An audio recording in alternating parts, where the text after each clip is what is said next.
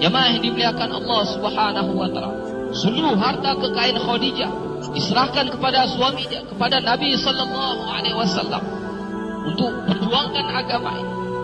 2/3 kekayaan kota Mekah milik Khadijah. Tetapi ketika Khadijah hendak menjelang wafat, tidak ada kafan yang digunakan untuk menutupi Khadijah, jasad Khadijah. Bahkan pakaian yang digunakan Khadijah ketika itu adalah pakaian yang sudah sangat kumuh dengan 83 tambalan, di antaranya dengan kulit kayu. Jemaah yang dimuliakan Allah Subhanahu wa taala, dikisahkan satu hari Nabi sallallahu alaihi wasallam pulang daripada kerja dakwah. Ketika pulang masuk ke dalam rumah, biasa Khadijah menyambut, berdiri di depan pintu. Ketika Khadijah hendak berdiri menyambut, Nabi sallallahu alaihi wasallam kata, "Wahai Khadijah, tetaplah kamu di tempatmu." Ketika itu Khadijah senang menyusukan Fatimah yang ketika itu masih bayi. Tuan-tuan yang dimuliakan Allah Subhanahu wa taala, karena begitu pengorbanan Nabi dan Khadijah untuk agama ini, untuk macam mana hari ini kita kenal Rabb, untuk macam mana hari ini kita kenal macam mana kita solat, macam mana hari ini kita kenal Tuhan yang sebenarnya, kita kenal Allah. Jamaah yang dimuliakan Allah Subhanahu wa taala, seluruh harta kekayaan mereka telah menjadi habis. Sehingga ketika Fatimah menyusu, bukan air susu yang keluar, tetapi darah yang keluar yang masuk ke dalam mulut daripada Fatimah radhiyallahu anha. Maka Nabi SAW telah mengambil ini Fatimah dan diletakkan di tempat itu. Gantilah Nabi SAW berbaring di pangkuan Khadijah. Maka Nabi SAW karena begitu lelah jumpa manusia dengan menghadapi caci maki dan fitnah manusia ketika itu, Nabi tertidur. Ketika itulah Khadijah dengan belayan kasih sayang membelai kepala Nabi SAW. Tak terasa air mata Khadijatul Kubra menetes di pipi Nabi SAW. Nabi pun terjaga. "Wahai Khadijah, kenapa engkau menangis? Adakah engkau menyesal bersuamikan aku Muhammad? Dahulu engkau wanita bangsawan, engkau mulia, engkau hartawan, tetapi hari ini engkau telah dihina orang. Semua orang telah menjauh darimu. Seluruh harta kekayaanmu habis. Adakah engkau menyesal, wahai Khadijah, bersuamikan aku Muhammad?" Khadijatul Kubra kata, "Wahai suamiku, wahai Nabi Allah, bukan itu yang aku tangiskan. Dahulu aku memiliki kemuliaan. Kemuliaan itu aku serahkan untuk Allah dan Rasulnya. Dahulu aku punya kebangsawanan. Kebangsawanan itu pun aku serahkan untuk Allah dan Rasulnya. Dahulu aku memiliki harta kekayaan. Seluruh harta kekayaan itu pun telah aku serahkan untuk Allah dan Rasulnya. Wahai Rasulullah, sekarang aku tak punya apa-apa lagi. Tetapi engkau masih terus memperjuangkan agama ini. Wahai Rasulullah, sekiranya aku telah mati, sedangkan perjuanganmu ini belum selesai.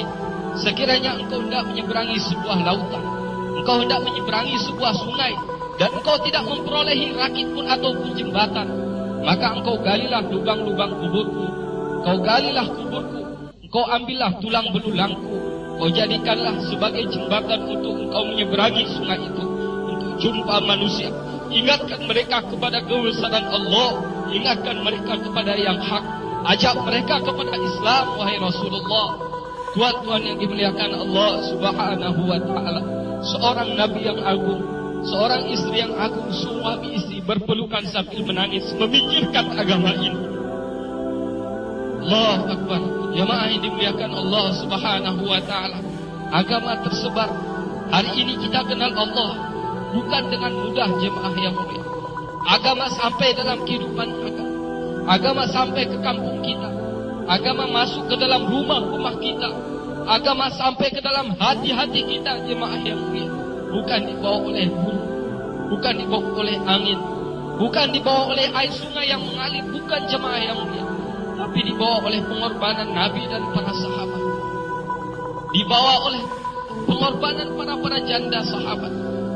Dibawa oleh pengorbanan yatim-yatim para sahabat, jemaah yang mulia. Ulama beritahu hari ini kita senang-senang amal agama di atas penderitaan dan jeritan janda-janda dan yatim para sahabat. Hari ini kita kadang-kadang senang amalkan agama di atas penderitaan Khadijatul Kubra radhiyallahu ta'ala.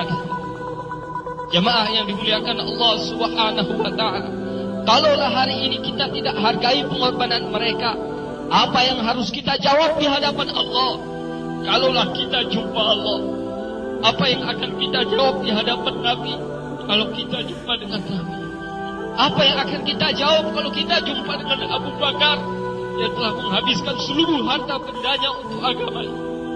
Apalah yang akan kita jawab, wahai ibu-ibu yang mulia, kalau ibu-ibu jumpa dengan sahabiah-sahabiah yang telah mengorbankan suami-suami mereka syahid di jalan Allah? Apa yang akan kita jawab sekiranya kita jumpa dengan anak-anak yatim para sahabat, sedangkan mereka telah mengorbankan ayah-ayah mereka untuk perjuangkan agama ini? Jamaah yang dimuliakan Allah Subhanahu wa ta'ala, agama ini sangat berhajat kepada pengorbanan jemaah yang. Agama tidak akan tersebar dengan tulis-tulisan. Agama pun tidak akan tersebar dengan cakap. Agama tidak akan pernah wujud dalam kehidupan kita tanpa kita mengorbankan diri kita, jemaah. Sudah menjadi syarat. Agama akan wujud melalui pengorbanan, jemaah yang. Hidayah akan datang dalam diri kita melalui pengorbanan. Agama akan tersebar. Hidayah akan tersebar ke ujung-ujung dunia, jemaah yang melalui pengorbanan.